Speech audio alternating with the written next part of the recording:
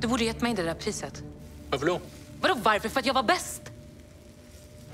Tror jag att det är fler som tänker att de är. Alltså, jag är inte bortskämd om det är det du tror. Jag kommer inte från några jävla pengar. Har du pitchat färdigt för idag? Okej. Jag heter Jens Lapidus och jag är författare och skrev trilogin Stockholm Noir som börjar med boken Snabba Cash. Hej, jag heter Oskar Södlund och jag är huvudförfattare för tv-serien Snabba Cash på Netflix. Jag heter Jesper Ganslant, jag är regissör för Netflix-serien Snabba Cash. Jag heter Evin och jag spelar Leia i Snabba Cash, den nya alltså. Tv-serien Snabba Cash är ju en reboot och en reboot betyder en slags nystart. Och tv-serien är ju en ny tolkning kan man säga av framförallt den första boken i Snabba Cash som Jens skrev. Den står på sina egna ben men bygger på vissa viktiga fundament som finns i boken, böckerna, de 3 böckerna plus filmerna som kom sen. Vad är Snabba Cash idag? Alltså när Snabba Cash kom, det var ingen som hade speglat Sverige på det här sättet förut. Men det var så otroligt samtida. Det var Sveriges sätt ur ett perspektiv som inte någon hade gjort förut. Men just att det var så samtida gör ju också att Snabba Cash, det var verkligen då när den kom. Och utmaningen var ju att göra något som kändes lika samtida idag. Så det var ju där jag och Jens började vårt samtal, som jag kommer ihåg det i alla fall. Att fundera kring vad är Snabba Cash idag? Hur gör vi en serie hur når vi samma känsla som jag hade då när jag läste boken med en tv-serie idag så att säga. För att man kan inte göra något sånt här med nostalgisk blick tror jag, utan snarare liksom just den här blicken att vi måste vara här och nu. Och där började vårt samtal kan man säga. Jens, jag är nyfiken på en grej. Alltså, när du skrev böckerna och vad liksom det som Oskar pratar om där, den skildringen av samtiden då, hur du kom fram till det och också hur du tycker att det relaterar till hur du ser på en ny serie nu då som rör sig kring liknande tematik då. När jag skrev mina första böcker, då gjorde jag det i en enda stor, det här låter lite romantiserat, men det var som en enda lång bara rush, liksom, som en enda flow session. Fast det var det ju inte, det var ju mycket blod, svett och tårar då också. Men då handlade det väldigt mycket om, jag var verksam som advokat, brottmålsadvokat, att ösa från den samtiden som jag befann mig i, från de klienter jag träffade varje dag, från de polisprotokoll jag läste, från de händelser eller bilder jag såg i olika brottsplatsundersökningar och så vidare och så vidare. Ja, man kan känna att du hade det kanske lite med dig liksom, på något sätt.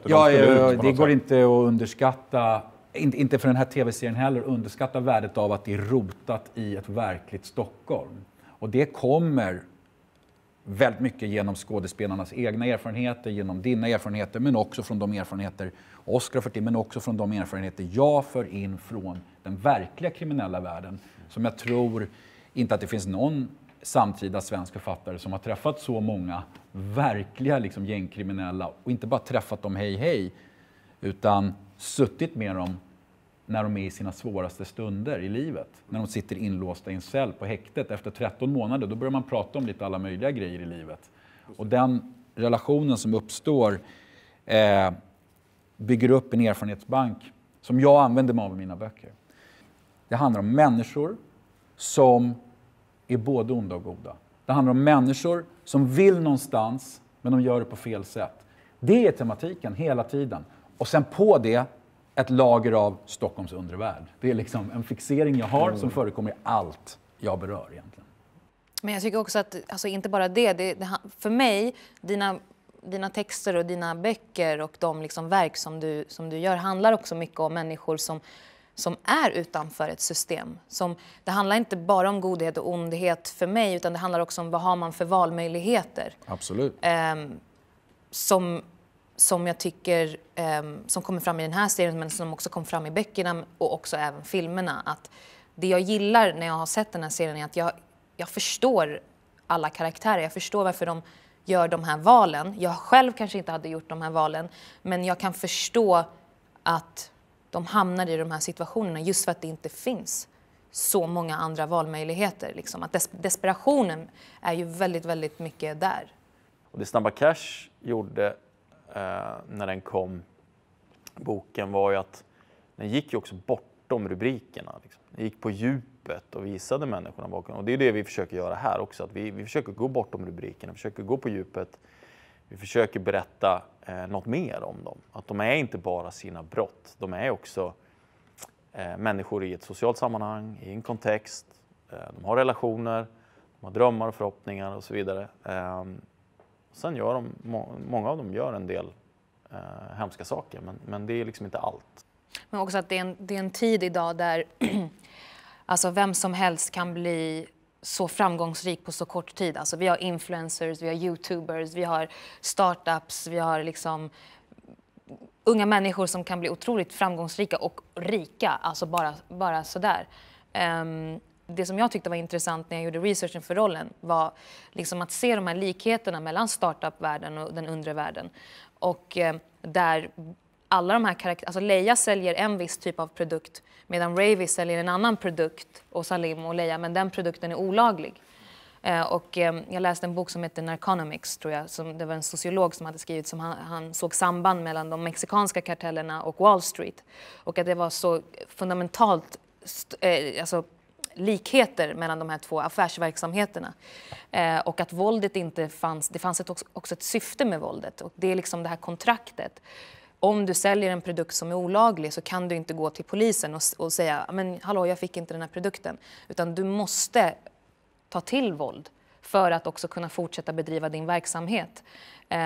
Och det tyckte jag var väldigt intressant, att se de här likheterna och girigheten och det här att vilja ha makt. När vi skulle sätta arenan för tv-serien Snabba Cash så kände jag liksom att överklassen är gjord. Vi har sett den berättad en hel del. Vad är det som är det nya? Stora pengar, människor som lever uppe i det blå lite grann för att de har så oerhört mycket pengar. Jo, det är liksom Stockholm och Sveriges startup-scen. Stockholm är efter Silicon Valley och Tel Aviv den största startup-scenen i hela världen. Det startas otroligt mycket företag och folk blir rika väldigt, väldigt snabbt. Och börjar liksom röra sig nästan i ett universum som är som på en parallell planet där de tror att de kan göra vad de vill ungefär. Och den genomskärningen av samhället, det understa och det översta och likheterna. Vi skippar medelklassen, den är inte så intressant för Snabba Cash-tematiken. Det översta och det understa, det är en väldigt stark strömning i Snabba Cash. Något som är än mer relevant idag, som Oskar är inne på. Det var relevant då också, men det är än mer relevant idag. För vi kanske har fått en ännu större spricka i samhället, en ännu större utdragning mellan de olika världarna. Ja, och som Jens är inne på, liksom de här två världarna, startup, den extrema startup-världen och den undervärlden. En sak vi identifierade väldigt tidigt i processen var ju att en sak som har förändrats sen Snabba Cash kom, det är ju att de våldsamma och de rika blir yngre och yngre. Idag, och som du också är inne på, influencers och de här unga miljonärer som över en natt kan sälja en startup och bli liksom sinnessjukt rika, de blir ju yngre och yngre, och de som begår brott blir också yngre och yngre. Och det var ju en parallell som var väldigt intressant och som var en otroligt viktig spegling. Just det att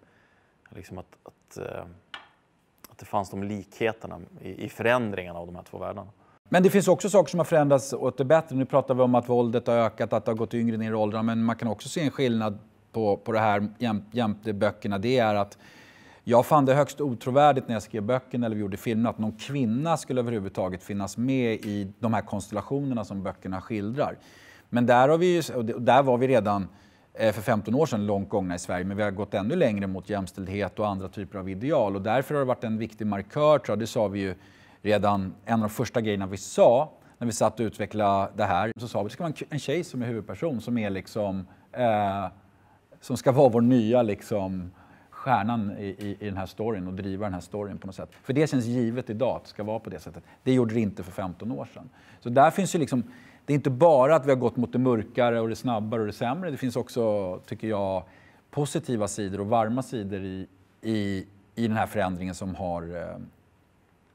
vi ser i den här tv-serien, som har gått åt ett annat håll. Saker som vi ville behålla, tala för oss båda på något sätt, eller för alla kanske, men att det var ändå typ kontrasten mellan två världar som du redan har pratat om, kändes ju väldigt viktigt. En huvudkaraktär som i någon mån spelar ett dubbelspel eller ett trippelspel, liksom, vilket ju var en avgörande del i narrativet i böckerna, filmerna, Snabba Cash. Och ett sorts perspektiv som är så här, det är inte fånga tjuven, utan det är så här, hur mår tjuven egentligen? Typ. Men också kärlekshistorien. Ja. Alltså, det tyckte jag verkligen tillförde någonting. Alltså den här att det får plats för kärlek också. Absolut. I den här liksom, Ja, men det är helt de här hårda världarna. Men jag har en fråga till Jesper faktiskt, som apropå hur man tar någonting vidare. Hur tänkte du rent visuellt? För apropå det autentiska, när första filmen kom så hade den ju en känsla av autenticitet i look, kan man säga. Hur ställer man sig så att säga ovanpå ett annat verk visuellt, så att säga? Ja, men vi kollade på den, jag och Månsson som då skulle vara fotograf, som sen blev regissör för 2 av avsnitten.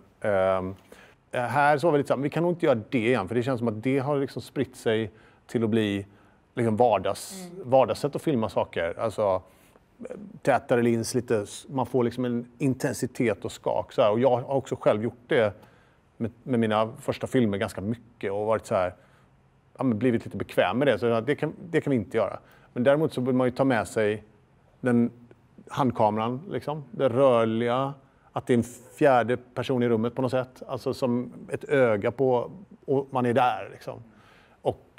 Men för att göra någonting nytt med det så istället jobbar vi med ett sorts med storformat. Det är jämförbart med så här 70 mm, det är digitalt.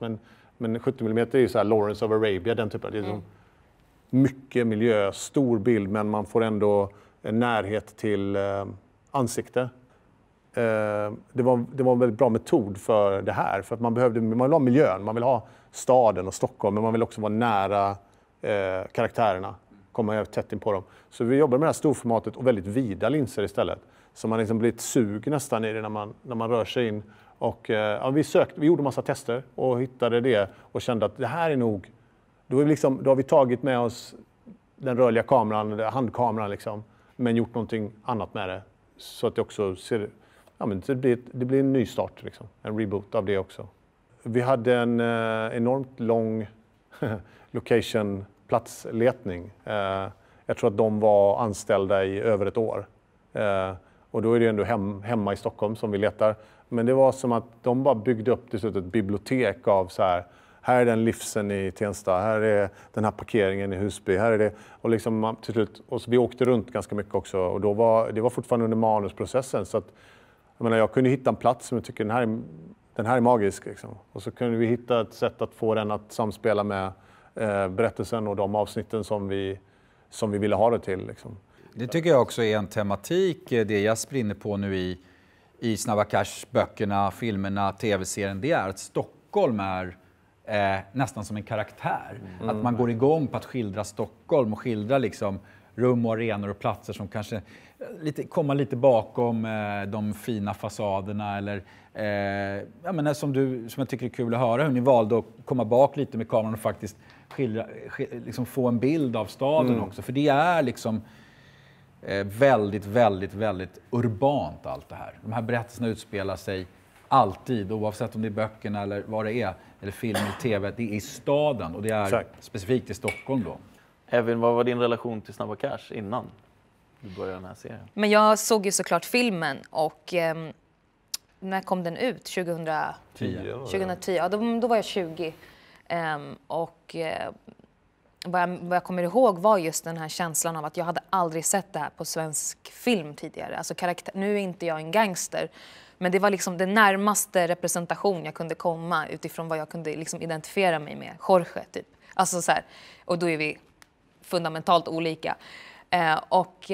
Men jag gillade språket, jag gillade stilen, jag kände igen liksom kulturen. Och det var väldigt fascinerande att se den här give karaktären gå runt i de här två världarna, eftersom att jag också själv har befunnit mig i 2 olika världar men mer ett kulturetablissemang och inte kanske, alltså, ja men ibland medelklassen helt enkelt. Och där fanns det ju såklart mycket att hämta. Och jag tyckte att det var en intressant karaktär att följa, just JV liksom. Men också att jag slogs av att jag gillade att det inte var ett lyckligt slut. Jag hatar lyckliga slut. Och det var det som jag tyckte gjorde det så... Alltså jag minns att när jag gick på bio så gjorde det ont. Alltså jag fick en fysisk upplevelse. Samma upplevelse som jag fick när jag såg serien också. Så att det var väldigt kul. Alltså, sen utgick jag ju från liksom manuset och... Ja. Bra, det kändes likadant. Det är legacy. Ont i magen. Ja, precis. Ja, det ska det vara. Min bestämda uppfattning är att precis som när de här böckerna slog ner i Sverige, eller filmerna, så kommer den här tv-serien slå ner som en riktig atombomb. Ingen i Sverige har sett något liknande ens i närheten av den här tv-serien. Jag kan säga så här, min lilla syster är jättesvår att imponera på och hon har sett alla 6 avsnitt och hon var bara helt paff. Hon grät, hon spydde, hon hade panikångest.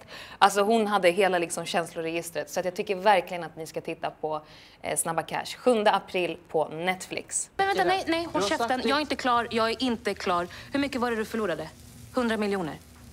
Du förlorade 100 miljoner kronor. Men om du hade använt Target Coach så hade du inte behövt förlora de där pengarna. Men jag menar, det är upp till dig.